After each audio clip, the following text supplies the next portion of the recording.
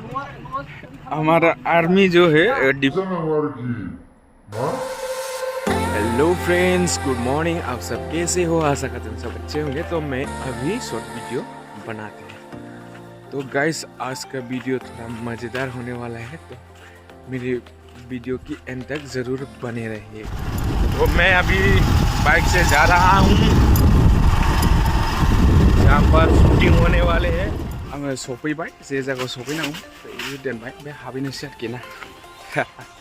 सफैनानै दंजोबो, director, producer, स्क्रिप्टार, actor, actress गासैबो सफैनानै दंजोबो।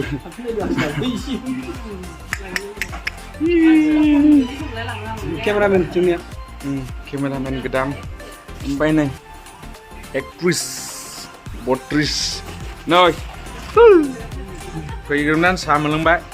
बिराद क'क्राझाराव कफि लोंनानै एसे बोरैबा मोनदों।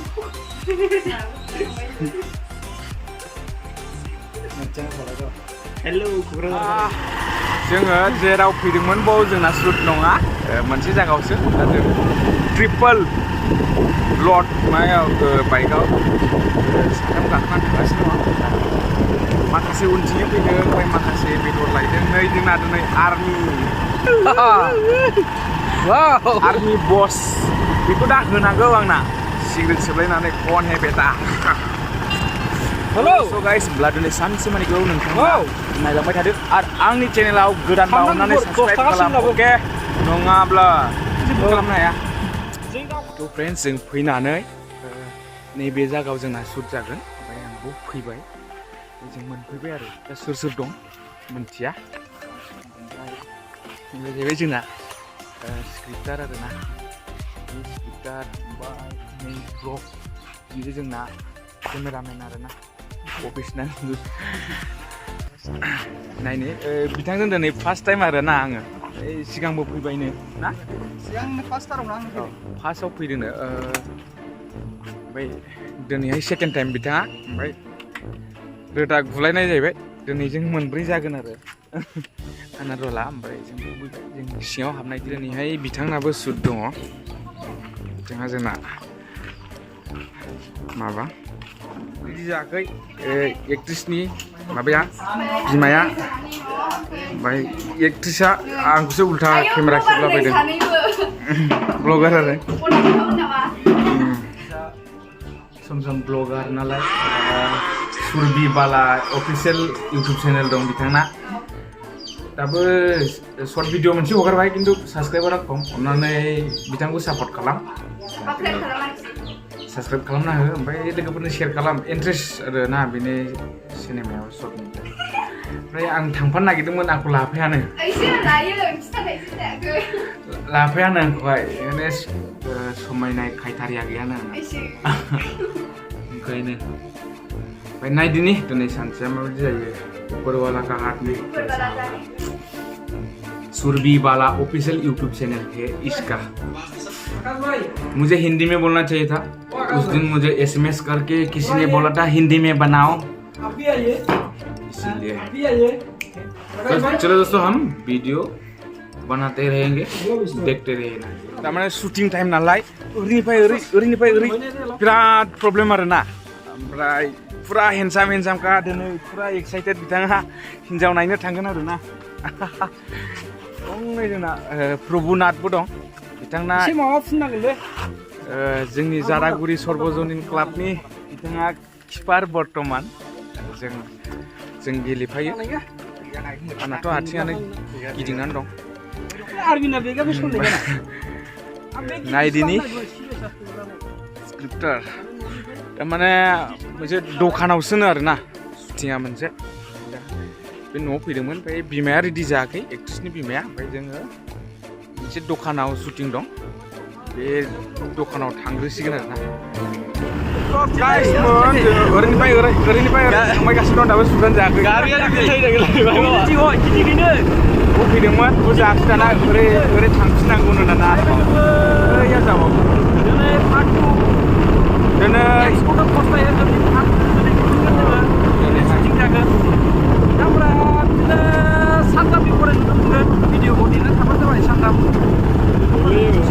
GT प्रडाक्शनाव फंबाय आकाश दं नायनानै इरिन दाथा साबस्क्राइब खालाम शेयार खालाम लाइक खालाम बा हायोबा कमेन्ट खालामनानै हरबाव नङाब्ला जेबो नङा लोगो सुद लायै लायैनो गोलोमफ्रुजोब्बाय नै गोलोमदै गजोब्बाय गोदाननिफ्राय ओरै ओरै दिन्दां खादां खायसे सिक्रेट फरायदों खायसे बेरेन्सो आथिं दैखोदों गोलोमजोब्बाय आरोना गोलोमफ्रुजोब्बाय सुदा ससेयावनो दङ जोंना नैबे दखानाव सुद दंमोन बे दखाननि सुदा जोब्बाय ओमफ्राय नै जोंना गथ'फ्रा मथ' नैबे डेन्जार फुटबल गेलेयो फुटबल प्लेयार बियो ओमफ्राय नै जोंनिया सिमालटापुनि सिख्ला गिदिर गिदिरफोर ओमफ्राय दा आंना सुदाबो जोबथ'बाय एकदम गोलोमफ्रुजोब्बाय आरोना सुद लायै लायै ओमफ्राय जोङो जायगा दाबसेयाव थांसिगोन आरोना शुटिं नालाय ओरै थांलाय जाबाय थायो ओमफ्राय जाबाय खिन्थु बेनो आरो गोजोनथाव खौराङा बे जोंना सुट मोनसे जोबनानै थांबाय आंना बांद्राय गोनो गोथो गैला माखासेया जाखाबायानो सोरनि सोरनि सुट दं बेखौथ' डाइरेक्सन होग्राफ्रासो मिथिसिगोन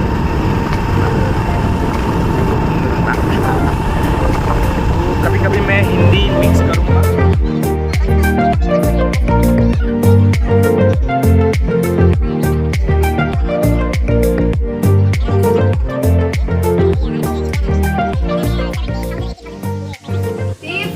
मैं बहुत स्मार्ट वाला हूँ इंडियन आर्मी के साथ मिला और ये भी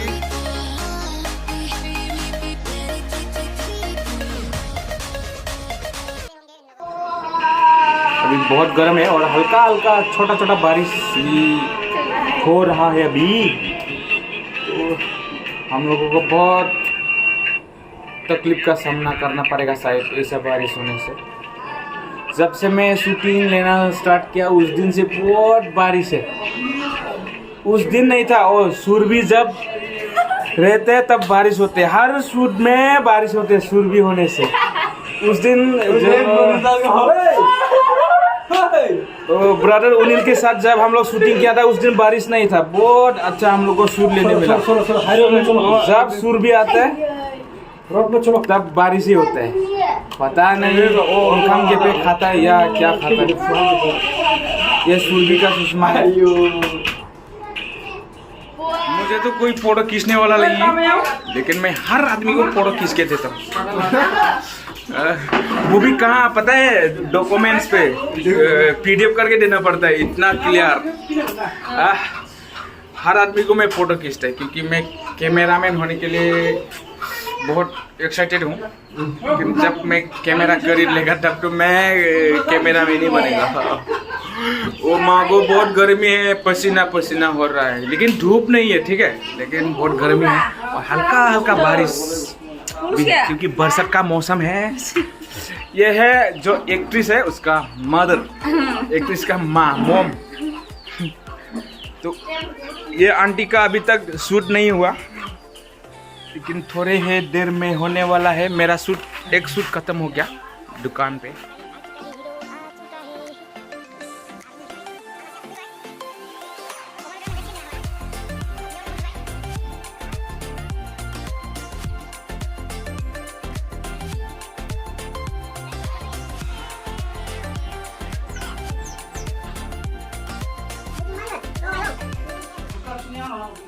ओमफ्राय जोङो शूट खालामै एसे उदैयाव इन्जरा खारबा बायबायमोन नालाय ओमफ्राय दा इन्जरखौ बुथारनो नैबे न'आव हाबसिगोन आरो ओमफ्राय बे न'आव हाबनानैसो इन्जरखौ बुथारनोसै उदैनि वेटार हे ये ओके गाइस नैबे एक्ट्रेसनिसो दाय बे शूट खालामनो फैबाथाय अखाल' हायो बेनो मेन खारना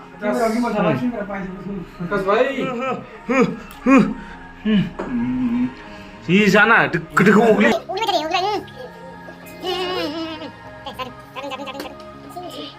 ओमफ्राय बिराद अनदों आरोखि दिनै थास' बिबार थास' आथिं ओमफ्राय नारजिजों अमा बेदरजों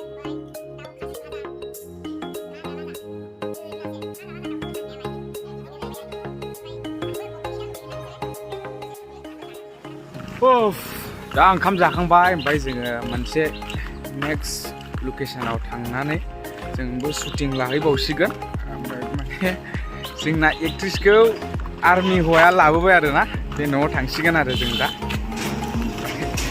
नायलांदो भिडिअफोरखौ माबायदि जायो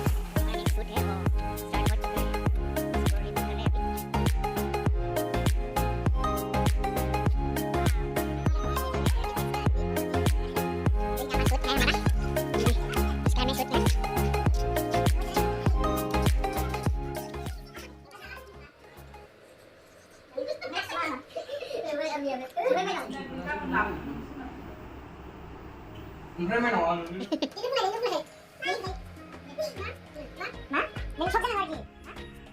तो गाइस मुझे स्पेशली सूट जादोंमोन बे हमलायनाय रोमांटिक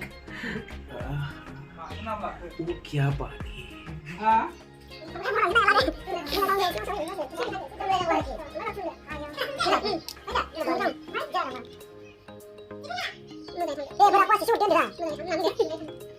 जब शूटिंग हो रहा था उसमें तो हम लोग बहुत हंसी मजाक किया लेकिन मूवी जो है वो इमोशनल थोड़ा होने वाला है तो आप लोग शॉर्ट मूवी को ज़रूर देखिएगा क्योंकि बहुत इंटरेस्ट होने वाला है मूवी को देख के। फिर ये मूवी कहाँ मिलेगा आप लोगों को मैं बता दूँ, चैनल यूट्यूब चैनल का नाम है GT प्रोडक्शन। मैक्सिमम 4 दिन के बाद ये मूवी रिलीज करने वाला है, मूवी को ज़रूर देखना, ठीक है। तो लोगोफोर दिनैनि भिडिअखौ आं नैबेनो फोजोबनाय जाबाय, बिराद माबा गोबाव जाबाय आरो दिनैनो हाइस्ट आरोखि लेटआ ना, ओमफ्राय बेखौनो आं दिनै फोजोबसिगोन। ओमफ्राय जुदि आंनि सिटि अफ बड'लेण्ड 0.2 चैनलाव जुदि नोंथाङा गोदानब्ला अन्नानै साबस्क्राइब खालामना होदो। थेंक इउ, होमबा लोगो मोनलायसिगोन नेक्स्ट भिडिअ।